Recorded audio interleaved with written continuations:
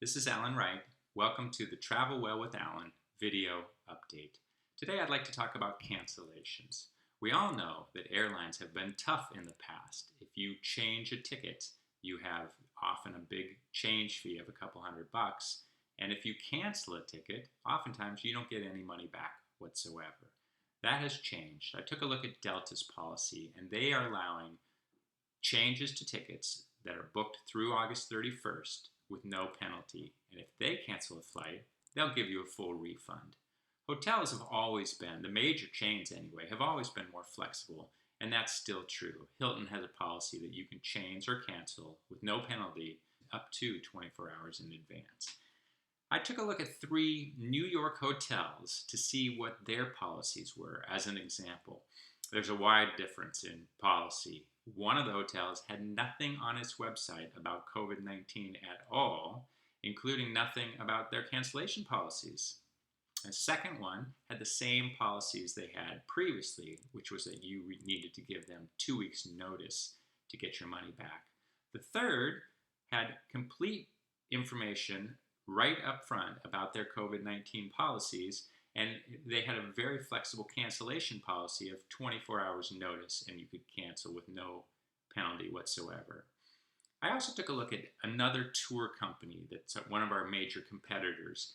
Now, tour companies have always had cancellation policies that are a little tough, in part because we are running small tours, and cancellations of a small group can really affect the outcome of that tour.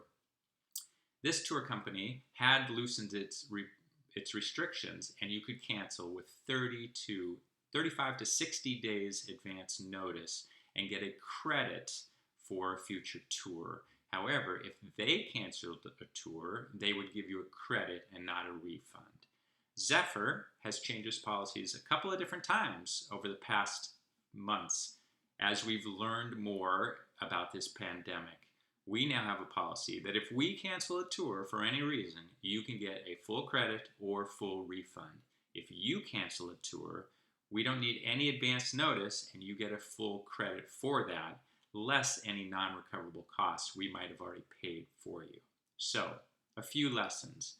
Number one, there needs to be great flexibility right now, and it's important. For example, we just ran an Idaho biking and skating tour a few weeks ago. When we announced that tour would run 60 days in advance, we had 21 people on it. 10 people ultimately canceled, and I don't blame them. They had problems with traveling, or they had concerns about risk. In addition, 5 new people booked that tour in the last 60 days. So there's quite a difference in risk level, and it depends on where you are living as well.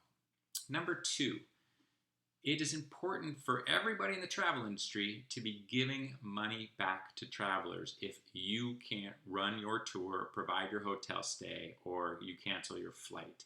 Not everybody's doing that. That needs to change. Number 3, the big companies have got it right. They recognize that they need to be encouraging people to travel, and they've changed their policies to do that.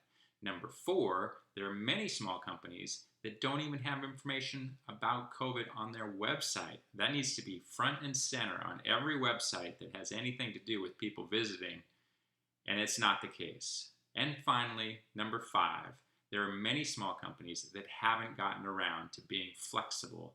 They're still creating, quote, fair cancellation policies, but that's not what we need right now. I think that we need to have cancellation policies that go beyond fair and are encouraging you, our travelers, to travel again when it's safe to do so.